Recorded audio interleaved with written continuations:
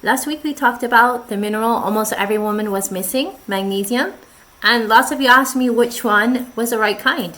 And yes, not all magnesiums are created equal. The difference can mean sleeping peacefully through the night or spending it in the bathroom. So let's find out which types actually help women sleep better, stress less, and get rid of leg cramps, and which ones you should skip completely. So when you're looking at a supplement label, maybe you went to the Walmart and you're looking at the magnesium, and it just says magnesium. So when you turn the bottle over, you'll see that there's lots of different compounds. It can be glycinate, citrate, oxide, malate, and each one behaves differently in your body. So let's start with the most common and often the most disappointing one, magnesium oxide. This is the cheapest and everywhere, and cheapest is not always better. And the big problem with this is that your body, it doesn't absorb it. So maybe only 4% of it actually is being used. And that's why it's used more for a laxative and not for restoring your magnesium levels. If you have constipation issues, you can try this one. It's super cheap, and that's what it's most effective for. So which ones actually work? Let's start with my favorite, and that's magnesium glycinate. I've done a whole separate video on this. You can go watch it over here. This one is the most absorbable, and it's very gentle. So you don't even have to take it with food, although most of the other magnesiums you do. But because it's so gentle, you can take it without food, and you can take it any time of day, morning, night, whatever. It's bound to glycine, which is an amino acid, and it helps calm your brain and relaxes your muscles. Women who have anxiety, stress, PMS, or don't sleep well, this one is very effective. This one also helps with leg cramps and muscle twitching. It helps also with bloating and stabilizing your moods. In a small study, women with PMS, they took magnesium and they had 35% fewer mood swings and bloating in just a few weeks. It's really great for your nervous system, and it helps to calm and relax your system. If you ever tried magnesium before, did you notice it helps your sleep or your mood at all? Comment below what you noticed. I'd love to hear it. But if your main issue isn't sleep, if it's low energy, tension, or brain fog, there's another form that might be better for you. Magnesium malate. Magnesium malate is linked to malic acid, which your cells use to make energy. If you wake up and you're groggy, like you didn't sleep good, or you can't sleep at all, you're up in the middle of the night, or maybe you feel your muscles tightening, malate helps to recharge your mitochondria, and it's gentle on your digestion and gives a little lift. So this one might be the one for you. Are you more of a night owl who struggles to unwind? Or do you feel constantly drained during the day? Let me know below. I can help you pick the best type. Now, what about those trendy brain boosting magnesiums?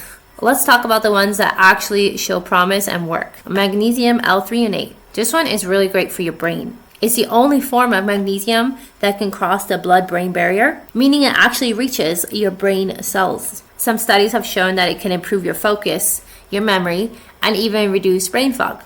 And this is especially useful, especially if you're under stress. It gives you a more clearer, calmer feeling. It is a bit more expensive than the other types of magnesium, and you don't need it unless you're dealing with concentration issues or mental fatigue.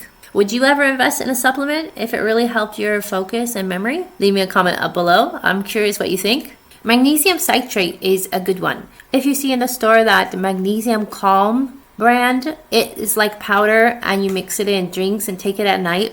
It does help you sleep. It has a good flavor. They usually mix in it. It's easy to take, but it does make you go to the bathroom. If you're okay with that, you want to start with small doses and take just a little bit, because you'll notice those effects also right away. And so if you don't have a problem with this, you might want to not try the magnesium citrate, because it does give that effect. While we're talking about options, what about those bath flakes and the sprays everyone's obsessed with?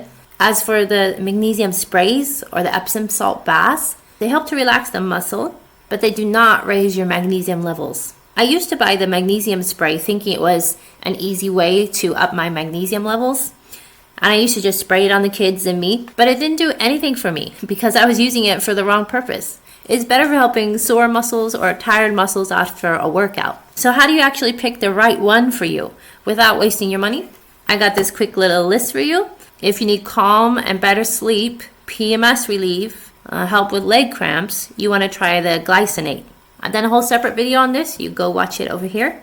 If you want more energy or muscle support, you can use magnesium malate. If digestion is your biggest struggle, you can use the magnesium citrate. You want to start with around 500 milligrams of magnesium and take usually at night with food. If you're starting with the magnesium citrate, you want to take less than that, around 300 milligrams. But even with the right form, there's one more mistake that can cancel all your benefits. Many women, they start strong, they take it every day, and then they stop after a few weeks because they didn't feel any changes. But magnesium is like watering a plant. It needs to soak in. So you need to be taking it for at least 2 to 3 weeks steady. So don't give up, just keep using it. And here's how to make it absorb even better. You can take it with a small snack or after dinner. It works better with food, especially food that has vitamin B6 or taurine in it. This helps your body to hold the magnesium in longer. Before we finish, let's talk about something most people don't realize. Magnesium isn't just about sleep or muscle cramps. For some women, it's the missing piece in years of unexplained symptoms. Let's start with fibromyalgia. Studies show that people with fibromyalgia often have significantly lower magnesium levels in their blood and muscles.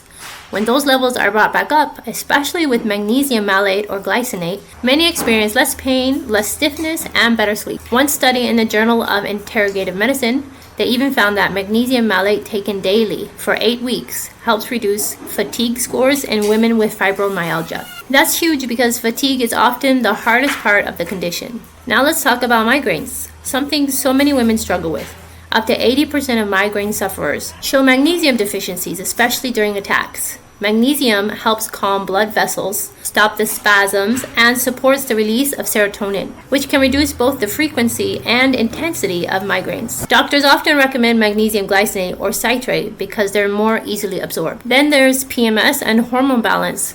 We did touch about this a little bit. Magnesium helps regulate prostaglandins, those chemicals that cause cramps. Women who take magnesium regularly often report lighter cramps, fewer mood swings, and less bloating. Magnesium is also vital for your heart rhythm and insulin balance. Low levels can increase your risk of high blood pressure, anxiety, and even type 2 diabetes.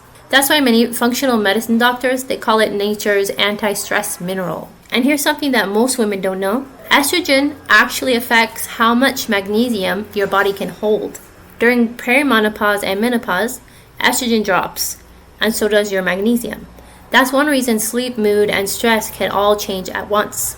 So if you often feel tired, but still wide awake, deal with muscle tension or headaches, it's worth asking yourself if your body's magnesium tank is running low. If you'd like me to do a full video just on magnesium for fibromyalgia or migraines, let me know in the comments.